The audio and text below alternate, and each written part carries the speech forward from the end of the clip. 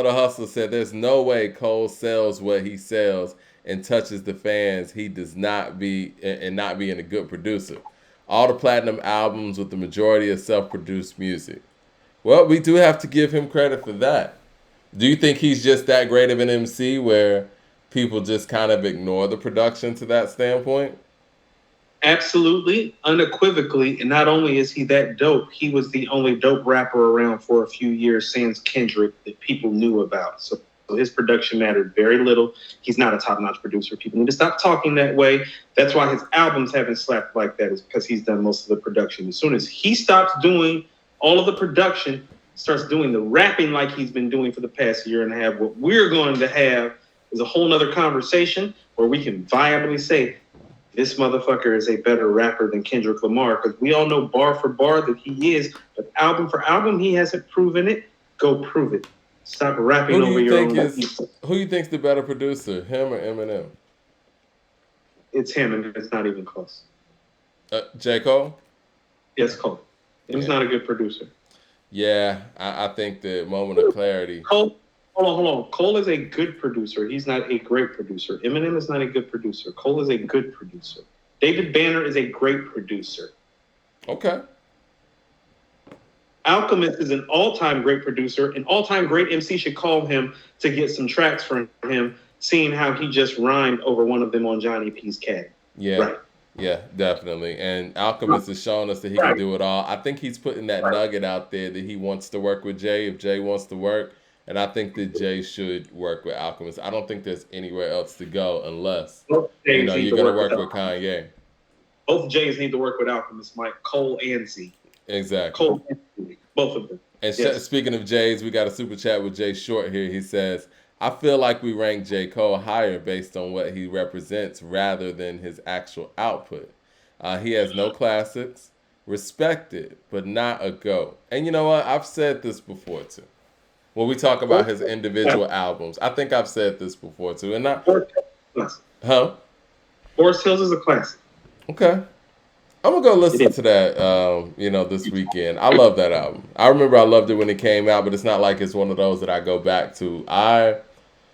Look, if we keep it all the way real, I think that all 4 of Kendrick's albums is better than Forest Hill Drive. Is that fair to say? I think Section 80, I think Good Kid, Mad City, I think To Pimp a Butterfly, and Damn are better. I mean, that's just my opinion. January 28th, it's yours, apparently. No role models. I don't know if I can save it. So this is my problem with To Pimp a Butterfly. Oh, that's where you're going? No, it's not better than To Pimp a Butterfly. That one's off the table. No, it's not off the table. That one's off the table. It's not better. It's not better than that. No, Mike, I'm done being nice. No. No. We need to start calling a spade a spade. How well produced is that album beat wise? Oh, because it's well produced. No, Mike. The reason that we really don't play that album is because the beats on there don't slap like that. Nah, I play the album because no, you don't. Mike. The last time you played the album, road trip. Mike, it took a road trip to get you to play the album. It's one of those that you got to sit there and listen to. Sign the classic shit, Mike. I wake up on random days and it's like, I need to hear Illmatic today. Fuck a road trip. I need to hear the Purple Tape today. Well, no. I'm gonna keep it real. I can't tell you the last time I listened to Damn. I listened to Big Nations last week. I can't tell you the last time I listened to Damn. Now that one I don't play. I'm gonna be honest. Now To Pimp a Butterfly I play. I mean, so Mike, I would tell you, this is just for me. I don't know if it's better, but I would rather listen to Forest Hills than listen to Pimp a Butterfly. And outside of 4 tracks on Damn, I would rather hear Forest Hills than Damn from beginning to end. That's what I'm saying. And truthfully speaking, if the production on Forest Hills is anywhere the level of capability of the MC that's going on, well, it's better than everything Kendrick made except for Good Kid, Mad City, in my opinion. Jay Short says, I can name 40 albums better than Forest Hill. That's how I be feeling about To Pimp a Butterfly. Nah, man. They made a whole podcast about To Pimp a Butterfly. Right, y'all be talking about the piece of art on the wall that don't nobody play though, Mike. Okay, so hold on. Let me show y'all something about To Pimp a Butterfly right quick. Go We ahead. just had no. We just had a top 10 rap album conversation earlier where Reasonable Doubt and Ready to Die didn't get in. Okay, so we're already 12 albums deep, Mike.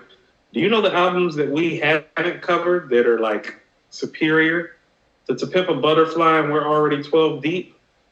That's what I'm saying. Like, it's not what you think it is. We 12 deep on this greatest rap album of all time list. There ain't no Kendrick Lamar album making the top 20. To Pimp a Butterfly is not a top 20 rap album. Is To Pimp a Butterfly better than Beat? It depends on who Because you when you're ask. saying that, hold on, I want you to listen to the 12 albums I'm about to name to you. You tell me where To Pimp a Butterfly fits. Just think about the albums that are missing when I'm saying this. Well, I have Illmatic, Aquemini, the Purple Tape. It Takes a Nation of Millions, Doggy Style, Paid in Full, Enter the Wu-Tang, The Low End Theory, and Life After Death. Mike, we haven't covered Criminal Minded, By Any Means Necessary, The Greatest Adventures of Slick Rick, Radio by LL Cool J, Midnight Marauders. I'm just going before. Can we step into the modern era though? Because some people would say like, "Yo, that's ancient stuff." Let's step into the modern era though. Here's where I got you, because we're 12 albums deep, Mike, and here's where I'm about to hit you with the To Pimp a Butterfly. We only West Coast album we've touched is Doggy Style, Mike. We haven't gotten to the Chronic 2001, Straight Outta Compton, Niggas for Life, Death Certificate, and Niggas for Life. Now we at 18, because you're not about to tell me that To Pimp a Butterfly is better than those West Coast albums. All Eyes on Me, Book 1 for you, 7. Now we at 19. Stop making it seem like To Pimp a Butterfly is like this. It's not even, it's barely, Mike, To Pimp a Butterfly is barely a top 10 West Coast album. Respectfully, I think a lot of those albums are they're 30 something years old, which doesn't. I'm just saying. If we're talking to somebody who's in the modern era, right? You know, at least compare them with things that came out around it. No, if you're alive and listening, Mike, you're not about to tell me that To Pimp a Butterfly is better than Death Certificate or America's Most Wanted, because it's not. I mean, you don't have it's 30 years Mike, old, Coop. Mike, this is about music, and you have to have that. No, so it starts with the quality of music. Now, would you like to line up the best 7 songs on To Pimp a Butterfly and put them next to Coop's best shit on America's Most? Again, it depends on who you ask, though, Coop. If you're talking to somebody who was in their primitive, if you talk to somebody who was in their impressionable years when those albums came out versus somebody who was in their impressionable years when To Pimp a Butterfly came out, you would be surprised in what you hear. It's different. And there's not 7 songs on To Pimp a Butterfly that even hold like that. That's why I'm saying like that. Like, so you're talking about how much a dollar cost doesn't hold, Hood Politics doesn't hold, Black of the Berry doesn't hold. Black of the Berry doesn't hold. Hood Politics and how much a dollar cost does. Black of the Berry doesn't hold. People will tell you that. Come on. All Right doesn't hold. No, it doesn't. These Walls doesn't hold. Come on. Mike, you talked about these records that you're talking about, they do not resonate like the shit on Lethal Injection and Death Certificate in America's Most, and you know it. No. Hold on. Yeah, you know To Pimp a Butterfly is better than Lethal Injection. No, To Pimp a Butterfly is better than Lethal Injection. Oh no, I'll give you a Lethal Injection. They ain't better than Death Certificate. Hold on, Mike. Let's just have a quick conversation. Let's keep it West Coast right quick. Is it better than the Chronic? Not many things are better than the Chronic. Come on. Yes or no, Mike? Is it better than 2001? That's debatable, but I say 2001. Not debatable, Mike. 2001 depends on who you ask. No, Mike, I think 2001's better, but I'm just saying that's not a clear-cut thing. No, Mike. It is a clear-cut thing. Nobody on the West Coast is arguing about it. To Pimp a Butterfly is better than 2001. You better believe that shit. Nobody in LA is arguing about that. You can quote me on that now. I lived out there. Nobody thinks that To Pimp a Butterfly is better than 2001 out in Cali. Nobody thinks that shit. People in the chat are everywhere on this. Some people are saying you're crazy. Some people are agreeing. Mike, Doggy Style? Is I it think better this than is Doggy more of an Style? age thing, man. I think No, that Mike, no, Mike, this is about good rap songs. Is it? Does it I have agree. better It's rap always songs? about that, but different good rap songs mean something different to you depending on Chronic. where you're at and how old you are when they come out. Right now, we're at the Chronic 2001 and Doggy Style. Have you heard the album, The To Pimp a Butterfly? Is To Pimp a Butterfly better than those albums? Is You it better than said The America's Most? Chronic, Doggy Style, In America's 2000, Most, 2001. America's Most, Death Certificate. You know, I'm gonna be perfectly honest. Let me just go with my personal views, right? I personally Yeah, like To Pimp a Butterfly more than America's Most, but not more than the Death Certificate. I don't agree. I don't agree. I think So, that's the so best. I think that's the best way to position these, you know, time lapses because it's really difficult to say what's. I mean, because the game is just totally different. It's hard to no, no, quantify it no. outside of just You, personal, you know, no, no, no. listening pleasure. I don't know. Okay, so is The Pimp a Butterfly better than the documentary? I think so. How? I think This is that what I'm I telling think that people. musically No, no, it's no. better. I think lyrically it's better. I think that, Okay. you know, the way it flows is better. I think Kendrick's just a better MC on To Pimp a Butterfly than the game is on the documentary. He is. He's a better MC, and that's the only thing that's better about To Pimp a Butterfly. The song sequence is better on the documentary. The production is better. The records are better, and they've lasted longer. Mike, on To Pimp a Butterfly, this is what I mean about how people have to start really rating stuff properly, and why I don't hold To Pimp a Butterfly that high. Like, and this is just me personally. As far as West Coast albums are concerned, Mike, give me The Chronic. Give me 2001, Doggy Style, America's Most, Death Certificate, All Eyes on Me, Good Kid, Mad City, all clearly before To Pimp a Butterfly. That's not in the greatest rap album of all time conversation when it's not even a top 5 West Coast album. It's debatable. Mike, keep in mind, I didn't bring up the documentary Straight Outta Compton or Niggas for Life. See, this is the Niggas thing, though. are This being is what makes To Pimp realistic. a The Butterfly. record's not there, Mike. Hold on, The hold on, hold on. record Mike, the record's got to hold up over a course of time for people to call stuff classic. All of y'all calling So To Pimp a All Right Butterfly. didn't hold up. That's the Mike, song he did at the that's Super what I'm trying Bowl. to say. Mike, all right, Express Yourself and Straight Outta Compton and Fuck the Police get played more than All Right. Straight Outta Compton's better than good than Well, Pimp a again, Butterfly based on that regard. If we're talking Mike, if we're talking about records holding up, then Straight Outta Compton's better. well, you're talking about an era where actual radio was important. So all of those records are gonna. Radio was very important when Kendrick dropped All Right. It is what made this album pop. All Hold Right, on, being one. on radio made this album pop. Stop that. It's And not the same. Radio doesn't mean everything in this era. It's different. radio, hold on. What did radio, hold on, Mike, what did radio really mean to a crew coming out of Compton in 1988 saying fuck the police? They weren't getting played on the radio. Okay, Stop that. that's fair. But after the fact and after they made their impact, Hold on, Mike. you can't act like Mike, Straight Outta Compton's not just a commercialized cult classic. It is what it is. Fuck the Police is too. But we're Straight Outta Compton and Fuck the Police and Express Yourself getting played on the radio like All Express Right. Yourself was getting played. Now Like that's a All fact. Right. No, Mike. Listen to what I said. I said like All Right. Express Yourself was getting played more than All Right. Mike, we gonna pull up where Express Yourself was on the Billboard charts because that's a lie. It wasn't getting played like that. The truest said that Coop feel like I do. He said Coop feels about To Pimp a Butterfly like I do about Illmatic. It's just not that good. I'm sorry. I hate to say it like that. It's just not that good. People like, oh, I love the content. I love what he's trying to do. It's like tell the nigga to execute. It takes a nation of millions to hold back the execution. Well, I mean, that's probably one of the greatest, if not the greatest, hip hop albums of all time. But Mike, what I'm saying is To Pimp a Butterfly hasn't held. Y'all keep holding it like it held. It's You been know, 7 this years. is what's It held. happening. This is what's happening. We need new Kendrick music. I think people forgot. Mike, niggas in the hood don't be riding around that Black of the Berry is the shit. They don't play like Black of the Berry like they do The World Is Yours. I think the issue is too. I think that that the issue is too that album's not really a. Hold on, let me finish. That album's not really a West Coast album.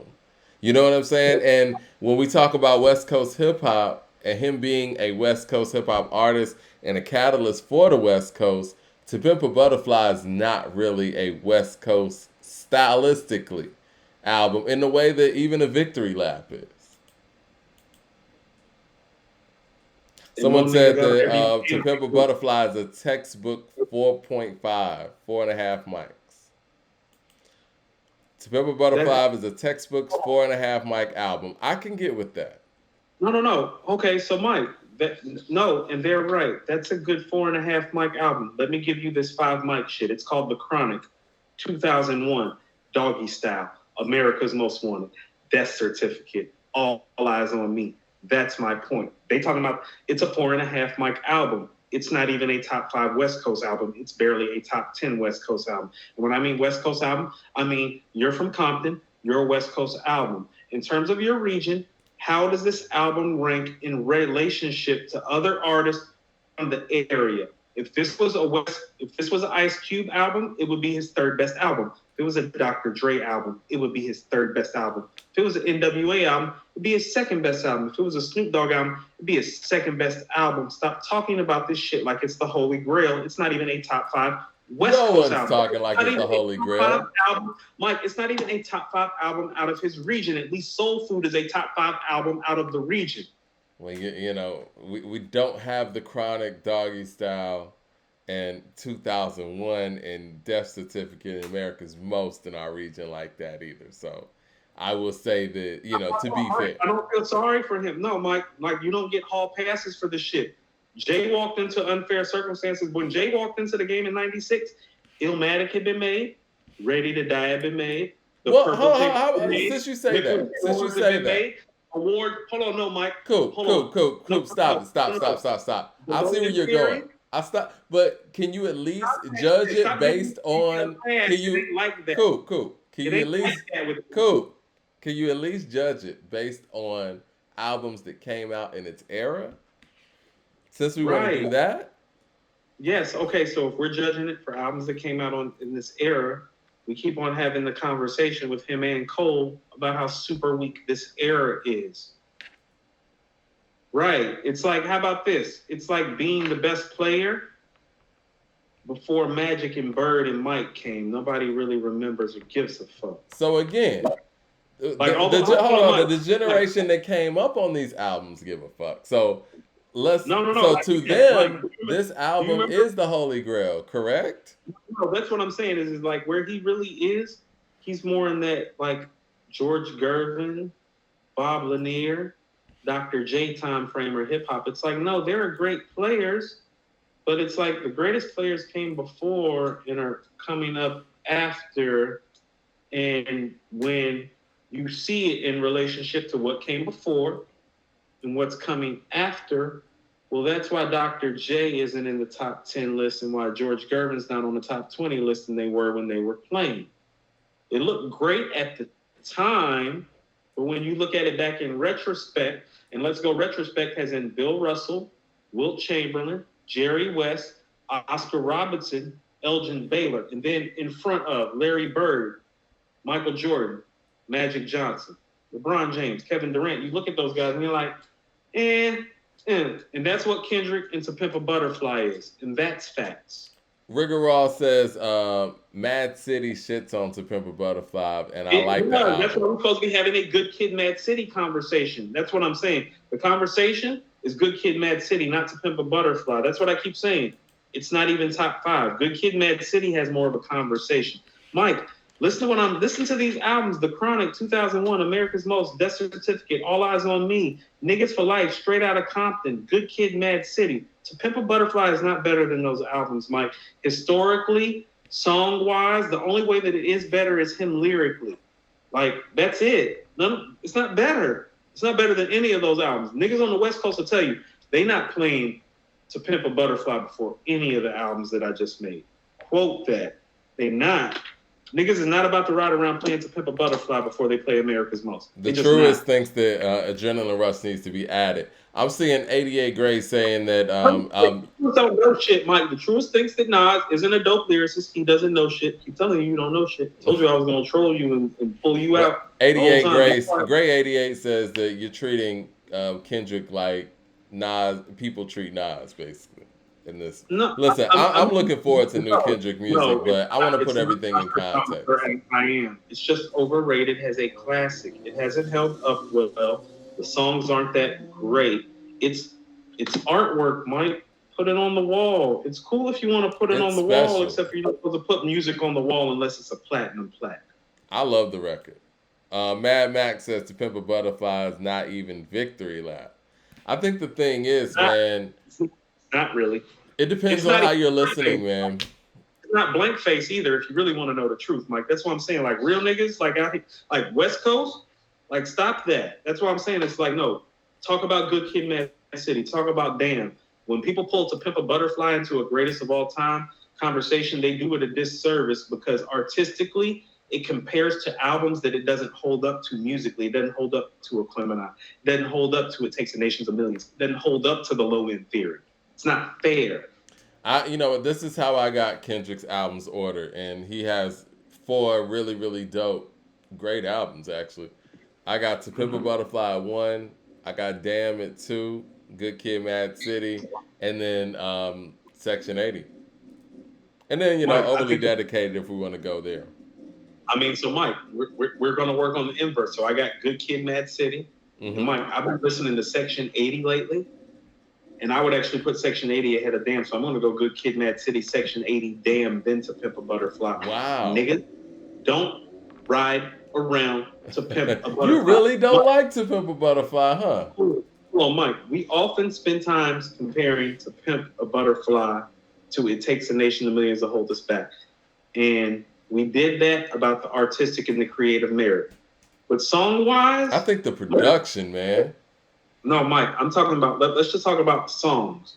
Mm-hmm. Let's talk memorability.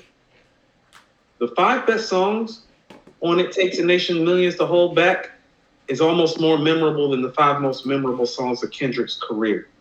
It's not fair. Well, I mean, Kendrick's not a hit maker.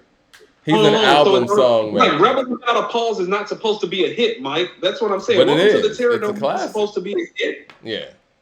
Hold on. It's classic. Yeah. Butterfly is not.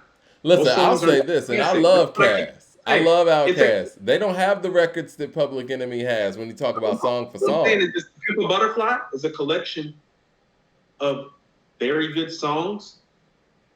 How about this? The songs are a 7 and 8 for the most part. The thought process and the put together is a 10. Y'all are talking about the process. Y'all are talking about the put together.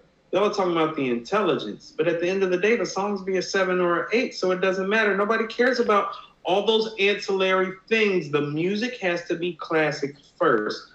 There's about 5 classic songs on that long-ass 17-track album. That's not going to cut it. Andre Shashir says Victory Lap is hands down better than The Pimp a Butterfly. Dre, I sent a message to Dre and asked him to start joining the lives and gave him the time. Dre's up in here. What up, fam? They said Coop is on one today. Look. I am. It's been a long day. But I mean what I say, though. There's not 5 classic records on To Pimp a Butterfly. There's not. Money Trees is tough, man. And, when you start pulling out individual songs from Good Kid, Mad City, it's hard for a lot of those songs on To Pimp a Butterfly to stand up to it. I personally think These Walls is probably, from beginning to end, the best song on To Pimp a Butterfly, to me. These Walls would be one of the 5 songs that I'm talking about, Mike. Hood Politics. It's a beautiful record. Hood Politics. Because even when I listened to These Walls, I listened like right after Damn came out, because I was impressed by Damn first listen. I think all of those songs gelled very well together. But when I listened to These Walls, I was like, this is a level of above this album, just from a production standpoint, structural standpoint, and I get all nerdy when it comes to it, but I do like the way that Damn and Good Kid, Mad City were able to flow. But even though I don't think that they reached certain levels that To Pimp a Butterfly reached at its peak levels, if that makes any sense. I don't agree. Okay, so when you say that, so understand These Walls. Here's how I feel about These Walls. These Walls is the type of record that groups like Organized Confusion could never pull off, which is why they didn't make it big. the Pharoah Monch group. Mm-hmm. Yeah. Because content, like people who know Organized Confusion, content wise, lyrical wise, out of this world. Yeah. It can't be fucked with. Mike, the put together of it is where they fail. Kendrick puts it together. Putting records like that together doesn't mean that the record is inherently better because you tried harder, it's because it's more creative or it has more intelligence to it. It doesn't. It's not beating Money Trees. No, Money Trees is a jam. No, listen to what I'm saying. All that. This is where rap is so beautiful and people miss it. You can do all that nuance you want. You can do all that creativity you want. You can get all the style points that you want. This is still the type of genre where it's like, man, we feel that shit or we don't. Yeah. And we feel Money Trees, Mike, and we feel Money Trees and Backseat Freestyle, and we don't feel these walls like that. And that's the part of this conversation that people are failing to realize when they talk about Kendrick, when they talk about Pimp a Butterfly, and when they talk about the placement. Because if we're talking about Mike lyrically, aesthetically, creatively put together, well, To Pimp a Butterfly is put together better than all of these albums, except for maybe All Eyes on Me in 2001. Does it feel that way when you listen to it?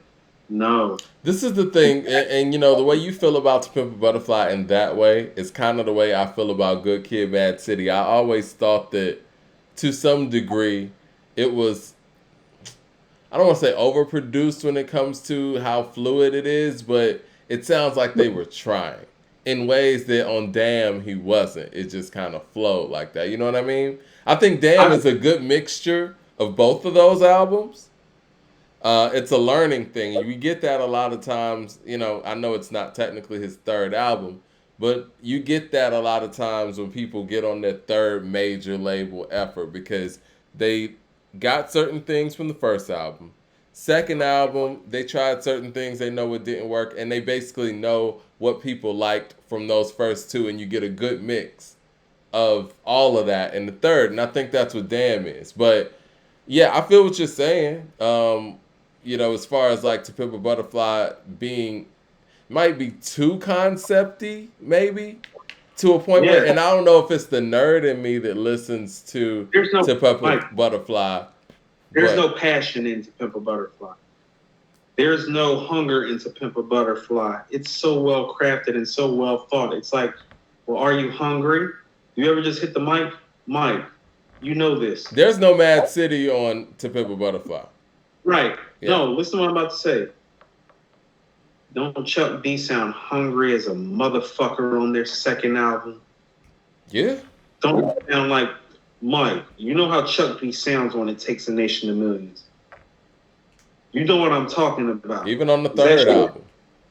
Even on the third album. So that's what I'm talking about. Kendrick sounds hungry on Damn though, but it sounds like he understands that To Pimp a Butterfly didn't connect to certain people. You don't think he sounds hungry on Damn? The only time he sounds hungry on Damn is on the best mic performances, lyrically speaking, which is DNA, Element, and Feel. You can tell when he is feeling it.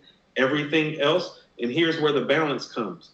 Well, he's putting stuff together like Loyalty, Love, Duckworth, but he's spazzing like he did on Good Kid, Mad City, Element, Feel, DNA. It's the blending of both because one probably didn't get him the notoriety that he thought he was going to get, which was Good Kid, Mad City, and the other one didn't get him the street cred that he thought he was going to get. Damn is the mixture in between the two. But what I would tell you is that people still feel that guy that made Bitch Don't Kill My Vibe, and Real, and Backseat Freestyle, and Money Trees. And when you make people feel you like that, that never leaves them. As much as I love those songs. You can make all the To Pimp a Butterflies you want. That shit does not matter once you've made people feel you the way they felt you on Good Kid, Mad City. It don't matter. Listen, as much as I love those records you named, I do think, and I love Money Trees, I've always felt like Jay Short said in the chat. I think that there are some elements of Good Kid, Mad City that sound forced to me. It sounded like he wanted to make a classic. Dre knows how to make a classic, and they did. It was like textbook. Let's get 5 mics, and there's nothing wrong with that. But like you said, sometimes, and I feel like I could see how To Pimp a Butterfly is similar in that vein, more so on the musical end. I think that Damn was the one where he just kind of just let loose, and really, I, and really, lyric, it was really a real solo mission. lyrically, Yeah. lyrically, where he let loose the most because when I talk about his mic performances, I specifically bring up element and feel. Mm-hmm. You know what I'm saying? Like, because that was the first time that I had really seen him give off mic performances where I was like, oh, best rapper alive type verse. Best rapper alive type verses. So I want It's you to the understand album that made you write the article. You said the Kendrick's top 10 when the no, album because came out. Mike, most of what made me say that is it's like, okay, so I came to Cali the summer that you dropped Section 80. So I already know what you did in the streets. That's live. That's one of those things, Mike, and I've been fortunate. I've seen a lot of dudes' movements that has been notable in history. Like I've seen Game's movement and Kendrick's movement out on the West Coast. I was lucky enough and just fortunate in life that I moved to Cali the year the documentary dropped. I happened to be in Cali on vacay when Section 80 dropped. I seen the shit live in Cali and in LA and in SoCal. Shit's legit. I was here right when Jeezy's shit was happening and was leaving. You know what I'm saying? And Tip shit. Like those four dudes, like I saw their buzzes live and in person, sometimes like in the venue, down here with Jeezy shit. Like, so those are the types of things that legends are made of. So his legend is real and it's valid. I've seen it for myself. I will also tell you this, Mike. I've only left work a few times for music events in my life. And one of the few times was when Kendrick was down here right before Good Kid, Mad City came out. It was real like that. That's what I'm saying. I was in Cali when he dropped Section 80. I was out there that summer. When I found out he was here about a year and a half later, I mean, Mike, I'm in my suit and I was like, yeah, I'm out. Kendrick's in town at the Tabernacle. Gone. This is no Good Kid, Mad City buzz. When Good Kid, Mad City comes out, Mike, I'm 30. I'm literally turning 30 around the time the album is coming out. It's the last great hip hop album of my 20s. You know what I'm saying? So like I'm connected to it as like because Kendrick is my OG transition. You know what I'm saying? He's the guy. It's like I'm a Nas guy. I'm a big guy. I'm an Outkast guy. He's my transition guy. I was told this was the guy to go to. To Pimp a Butterfly ain't like that. It's just not. It never has been. It never will be. Even when I wrote the article, Mike, I said it was one of the best pieces of hip hop I had ever heard. I said it was one of the best rap albums ever put together.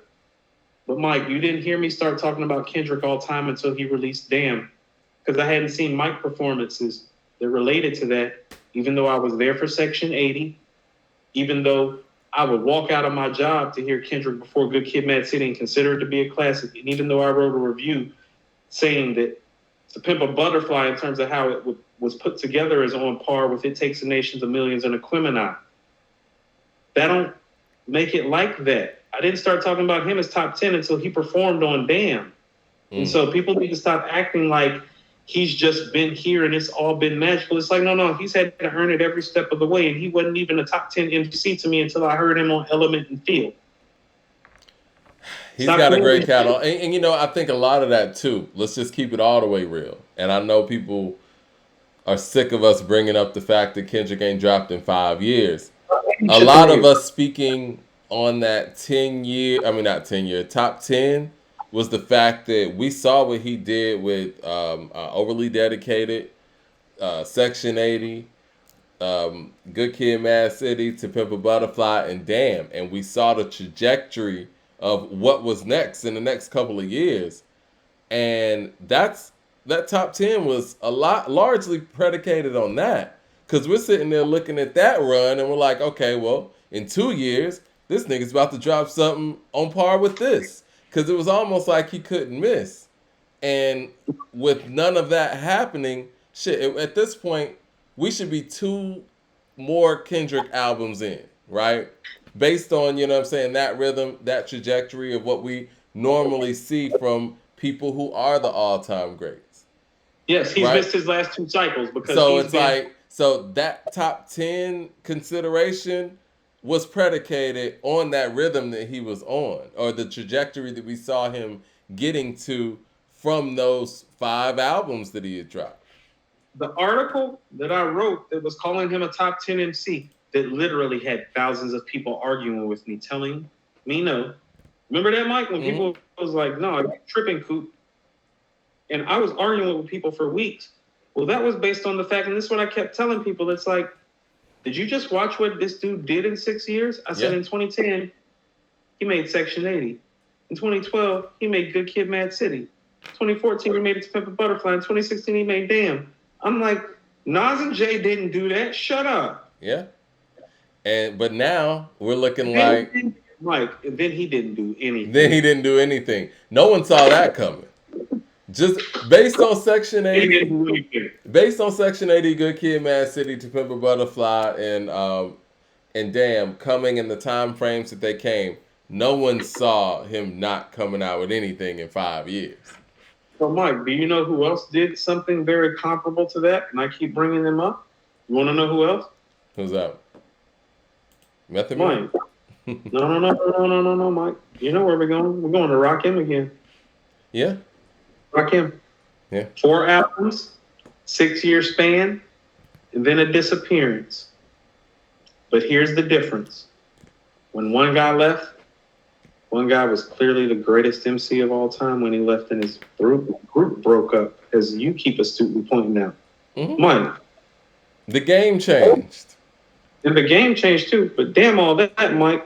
Go pull up Rakim's tracks from those first 4 albums and go pull up Kendrick's tracks from his first 4 albums and tell me that Kendrick's even a top 20 MC. Well, I think the bigger difference is here too. With a God. No, definitely. I think the biggest difference here too is the fact that Rakim and Kane and those guys came in such a primitive stage in the rap game. They came in during a time before there was even a rap game, before you could even say that you would have a career as a rapper. So it's very different. How did he come along? So how did he come along in a time when you can't even have a career and have these records, and he still has a better career and track record than you in a time where it wasn't even feasible? That's what I'm talking about, where it's like, well, let's rate him properly. Yeah. If we put him on that Rakim curve about the disappearance, well, Mike, let's go ahead and talk about Paid in Full, Follow the Leader, Let the Rhythm hit him, and Don't Sweat the Technique. And let's see where he really stands, because what you're going to find is he don't stand up too well, because Rakim in those 4 albums made more classic shit than he's going to make in his whole career. If we talk about songs that stand the test of time, yes, I agree with that. Jay Short says that he thinks that Lupe made To Pimp a Butterfly a few times. Rigor Ross says Lupe made Royce leave his mic in his corner and retire. Oh, Lord, how do y'all bring Royce into this? Mike, I got to hold on. You want to know it? First of all, and I've said this, Royce, you've been making me look bad. I picked you. And whoever said that is right. You ain't picked up no mics and been clutching no mics. Whether you was ripping microphones up. I have it documented in our 2020 yearbook how you were ripping microphones up in 2020. Yeah. There's not as much microphone ripping going on in 2021 since Lupe did that. It's been a lot of talking. Nigga need to get outside and start rapping again. We don't hand out hall passes around here. I know he watches stuff like this too. I don't care if the nigga like it either, because I know how testy he can be too. Like, nah, nigga, I put my cards on you. I went on live in front of thousands of people, and your ass didn't even rap. Mike, take your ass to work and rap. You rap for a living, nigga. Before we get out of here, man, Ryan Gillum, man, shout out to you. I don't know if you were in here earlier, but we talked about that Wiz, Smoke DZA, Big Crit, and Girl Talk album. That shit is fire. And we want another one. And we talked about it, so you can hear it in the rebroadcast. Let's get up out of here, man. We like 3.5 hours in. Oh, hold on. I just want people to understand this. Like, you do understand Rakim's first two albums? Mm-hmm. He made Eric B. as president. Boom. I Ain't No Joke. Uh-huh. Melody. Paid in Full. Follow the Leader. Mm-hmm. Microphone Fiend. Lyrics of Fury. Mike, what am I missing? I Know You Got Soul. I know you got soul. You're also missing so, Move the Crowd. Move the Crowd. Right. Yeah. So, Mike, right there, that exceeds Kendrick's career right there. In terms of classic songs. In terms of classic songs right there off Paid in Full and Follow the Leader. Hudson, do you really want to count the Black Panther soundtrack? Gotta keep no, man. First of all, does he have a song on there? Mike, we need to start calling something, because we make a lot of like sports references. I want to start calling these bad songs mid-level exceptions. Okay, so the Black Panther soundtrack, stop bringing these mid-level exceptions into these conversations when I'm talking about Paid in Full and Follow the Leader. Rakim had a better career on his first two albums in a time where rappers didn't even have careers. Yeah. Then Kendrick had the entirety of this time, and that's why we on that ass. Rakim didn't even come up in a time where you could have a career like that, and he made sustainable records on his first two albums. On albums, Mike, they're not even 10-track albums. How is this guy making more sustainable music than you 25 years before you in a time where rappers don't thrive in making more sustainable music? Well, you're not who you say you are then. And if you are, bring your ass outside and prove it, because everybody is out here proving it, except for you, apparently. Cole's out here proving it. At least Drake is trying. Pusha T is here. Aren't you with Pusha T on Nostalgia? 2010, 2011, your run? Right. Pusha's about to drop a whole nother album. You're on Push's first album. Kendrick's on Push's first album. Push's dropping his fourth album. Blue Collar Hustler, what was your super chat? He said we missed it. Say your super chat again, and we'll get it on before we get out of here. No, I mean it's his turn, and I think what's happening with Kendrick right now, all jokes aside, I think that he is overthinking this part of the process. I think that those records aren't coming together well, and I think as more time has passed, he's put even more pressure on himself to basically, drop something that is worthy of being in his catalog. And at this point, man, you can't even think about that. You just got to drop, man. Like, that's it. Have some fun with it, because that's one thing that we haven't really heard from a Kendrick Lamar effort in a minute. We haven't heard Kendrick really have some fun with it. Have we ever heard him have fun outside of Section 80? Briefly? In Good Kid, Mad City? Briefly? Yeah. So, like, stop taking yourself so seriously. You're not Rakim. That's what I keep on saying. Have some fun, man. Even Rakim has some fun. Keep on bringing Rakim for comparison. What he say on I Ain't No Joke, which is how Paid in Full starts off. Even if it's jazz or the quiet storm, or hook a beat up, converted to a hip hop form, write a rhyme and comedian. Every show you see me in, deep concentration, because I'm no comedian. Like, he was serious about it because he was coming out in the time where the seriousness, where you had to lay your claim to that. Like, what does Kendrick lay claim to? I'm asking all these questions because it's like, people are like, y'all hating on Kendrick. I'm like, nah, his run's not better than Rakim's run. He didn't leave this run the way Rakim did. He hadn't had the impact Rakim did. Why y'all treating him like Rakim? 88 Gray is right. Wow freestyle, J-Rock song. He had fun on that. I don't even feel like he had fun on the Baby Kim record. I think he was trying to do so much. Like, just have some fun. You can spit, man. Like, you can. So I want to say this, and this is why I'm saying this. Where it's like, well, he came around in a time where it was okay to have fun, and he got really, really serious, which is fine. But it's like, well, you don't have no records that people really enjoy like that. Like, Eric B. as president is fun to listen to. I Ain't No Joke is fun to listen to. Microphone Thing, fun to listen to. Like these records are dope and they're intense, but they're fun. And it's like, stop taking yourself so serious. When you're very serious, though, the pressure's there. But when you're making fun records, it's not as much. That's what I'm saying. So, Mike, on Section 80 and Good Kid, Mad City, he's making a lot of fun records. No fun records since. Deal with the pressure better. But, like, you're not that dude. He's not that dude. Well, Well, you know what? As we've seen from Jay-Z's career and even Nas, man, like you have to be ready to take this in and you have to want this shit. You gotta want to be the best. And it sounded like he wanted to be the best, but the pressure seems like it's getting to him. I never bought it, Mike. I told you, Jay Electronica has the better verse on Control. That was all. That was But all why would media he ploy even to get say the all those attention. things if he didn't mean that? Mike, for the attention to get the pub, and then he got the pub, and then he went away. That's what I'm saying. It's like it's a lot of funny things with how he moving going on. People acting like it's okay. It's like, no, it's not okay. You want to know what else is not okay, Mike? Taking 24 years to make a sophomore album while everybody is running around like you're a classic hip hop group. You're not a classic hip hop group. I would like to, Mike, before we go, I would like to highlight some of the things that Talib has been saying about his boy Mos. I've heard Mineral Mountain is a beast of a song. You and I have heard the snippet. It sounds like a monster of a song. Yeah, it does. That was, they could use a monster of a song because you want to know what they don't have? They don't have a catalog for niggas to be running around talking about these niggas the way that they do. Okay? Mm-hmm. First of all, the group catalog is one album. The album is great. Not all-time great, not classic, but just great. As in, it's a 9-track album, I believe. Isn't it 9? I don't know. 11? 11 with the remixes, remixes, 11 with the remixes and the redos, right? Hold on, let me get this right, and I'm sure people will beat me in the chat. It's 13. 'Cause Thieves 13. in the Night is number 12. Yeah, Respiration is number 11.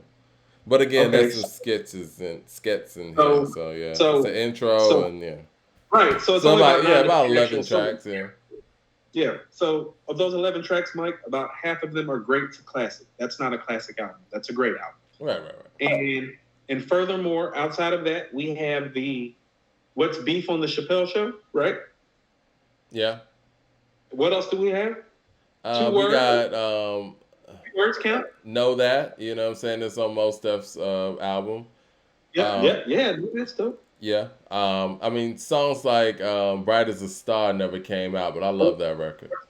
So we got about 15 records to go off of. Okay? Yeah, well, I mean, I would say about 20. I mean, they made a lot of records here and there with each other. Okay, You got History. You You got History. That's on there. I mean, not that's on there, but that's a record with them two together. That's on Mos Def's album. So in 24 years, they've done about 20 records together. Yeah. Mike, how many tracks are on the Low End Theory and Midnight Marauders? 15 and 16, right? Yeah, man, they've outdone that on there. Yeah. Mike, how many records are on Illadelph, Half-Life, and Things Fall Apart? I believe like 17 and 17 respectively. Yeah. Mike, how many records are on Common's Resurrection, One Day It'll All Make Sense, and Like Water for Chocolate? Oh, man, Mike, how many tracks are on Black Thoughts EP? Mike, how many tracks has De La Soul done post 1995? I mean, you could even say in the 2000s. So people like Coop, maybe why even you the so 2010s, because Grind Date was what, 05? Grind Date's dope. So I say this to say people like Coop, you being so hard on people since you've been doing this, like you trolling and you don't respect things the way you used to. It's like, no, fam, I'm honest and I'm offering you the lens of something that's real. If you were to rate the Roots after 15 to 20 tracks, you wouldn't listen to them anymore. Because if you were 15 to 20 tracks into the Roots catalog, you would be about 3 or 4 songs into Do You Want More after Organics. That would not be enough to get you to buy in. Yeah. Okay? If you were 15 tracks into Tribe's catalog, Mike, you would not be calling Black Star shit classic. Mike, if you were 15 tracks into De La shit, you would not be calling Black Star shit classic. You get what I'm saying about the balance to this shit? Like, have some balance with it. It's like Tribe and De La came out the gate. Hitting. Gave you shit that is better than these guys have ever done. The Roots took time and gave you shit better than these guys have ever done. Stop talking about these guys like they came out the gate with it, like De La and Tribe. Stop talking about these guys like they put in the work like the Roots. They collectively, but as individuals, they're legends. As a group, Mike, the solo catalog don't slap like that. Train of Thought and Black on Both Sides doesn't fuck with Tribe's catalog. De La's catalog. Like if you put their catalogs together, still not fucking with the Roots Tribe or De La. You understand that, right? Oh, so You you're put talking Black. about putting their best solo efforts together and I'm their saying you group put Black. joint. Yeah, Yeah. yeah. You put Black on both sides. Train of I thought. think they would be more in a. I mean, I would put that above Little Brother slightly Yeah, because of, but yeah, but Mike, where would but it not fall De under their? La and Tribe. I mean, that's Hold next on. level anyway. Right. That's what I'm Yeah. saying. Like, Mike, here's exactly how I feel about their first album. You know how I talk about People's Instinctive, right? Mm-hmm. Man, Black Star first album ain't fucking with People's Instinctive, Mike. What the fuck is people smoking? There's I nothing know. even close to Benita or Can I Kick It on there. Mm-mm. Is there? Nah. No. Yeah. It's not. So stop And I talking think the about these best guys song like on that album is Respiration, to be honest. Mike. Respiration would be the fourth best song on People's Instinctive at best. I Because it's think not so. better than Yeah. Footprints. It's not better than Benita. It's not better than Can I Kick It. So No, I at agree best, with that. and so this is what I say about these guys. Wasn't Talib talking about most don't like the industry, right? Isn't that what he said? Yeah, it was something like that. You mean the nigga who did the "You Don't Know My Name" video with Alicia Keys? But that was a long time ago. No. Maybe You mean the maybe nigga in the that's the changed reason clothes? why No, he no, doesn't no. like it Are now. we talking about the guys in the changed clothes video snatching models' phone numbers? You That see was how a these long guys change time the ago. narrative? No. They be changing the narrative when it's convenient for him. It's like, no. He loved the industry once upon a time. Maybe he did at one point because he did star in what was that? Carmen with Beyonce Right. and all that. Mike. But maybe So those were time periods when he did, get his taste of the industry and, sort of like Chappelle and, some of the other people in his collective. He's like, nah, that's not me. I'm not rocking with that. no, that's fine. But the way your partner and Ron contextualized it, you would think those things didn't happen. That's what I mean about their 24-year gap and why I'm not giving out no hall passes. They pop up later like they weren't trying heavily to play this game.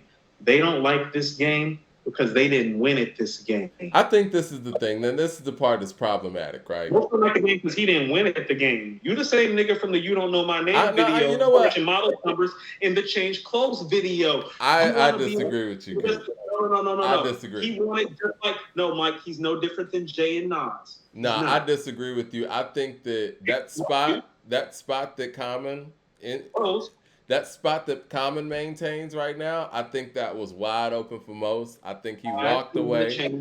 No. Listen to me, Coop. Listen to me. I think that maybe he thought he wanted certain things, and then once he got into a position, he was like, you know what, this ain't me. I don't want it anymore. I think that what has happened, he walked away from the game, but the part that looks problematic is the fact that his other half didn't, and it's like Talib even talks about having to chase Mos down to do these Black Star songs, and I think that's a problem.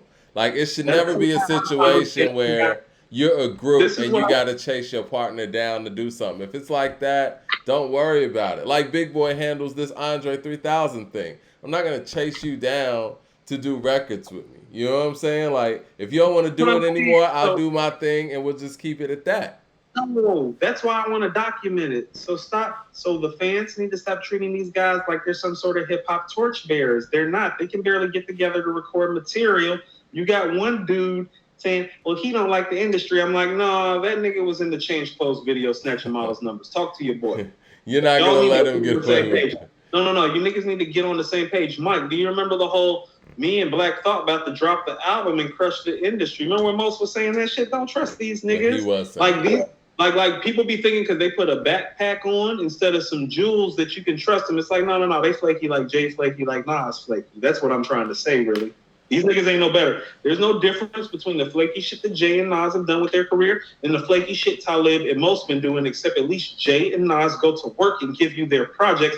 Black Star don't do that shit. If they drop a classic album, Mike, it'll be their first one. 24 years after we first heard them. And so, I do remember Soulmatic says Mos project with Manny Fresh sounded amazing. I forgot he was going to do an album with Manny Fresh. I forgot all about that. You want to know why? You want to know why you forgot? Because there ain't no fucking songs of weight to go off of that say that you should pay attention to. It never happened. Yeah. Like, no, where are the songs that are saying you should pay? Mike, you understand? We pull up here and we still talking about Jay, even though he ain't made shit in a long time because, well, he's Jay. He's done the work. He's put in the work. Yeah. Right. What type of work have these guys put in that Black Star deserves this coverage? I want somebody to name 7 classic songs from Black Star. Because we can go down, Mike, right now, we can name 7 classic Outkast songs, Wu-Tang songs, Tribe songs, De La songs, Mobb Deep songs, Root songs. Mike, we can even get the EPMD if you want. Like, we can go Run DMC. These niggas ain't got it like that. Stop treating them like they do. This record that I heard might be dope. This album might be classic. If they do, it'll be the first time that they've made a classic album together. Because between the two of them in 24 years, we have 2 classic albums. We have Train of Thought. We have Black on Both Sides. And those albums are barely classics. Barely. Yeah, it depends on who you ask, to be honest, yeah. Barely. Yeah. But, all right, let's get up out of here, man. We're going on damn near 4 hours. Yo, if you hadn't gotten the yearbook, make sure you go get the yearbook. You guys basically put it together. Me and Coop were just the vessel. So these conversations were totally documented. And the link for that should be at the top. And I know it was 2 prices there. We're going to go in there, Amazon, and change it. But the one that's more is the one that's in color. And the one that's less is the one that's in black and white. Hey, you want to know who they are? Like, Miss Fat Booty, to me, is better than The Light, and You Got Me. But don't nobody know it, because you ain't been here to let the record live. You got to be here to let the record live. Got to be here to let the record live. Right.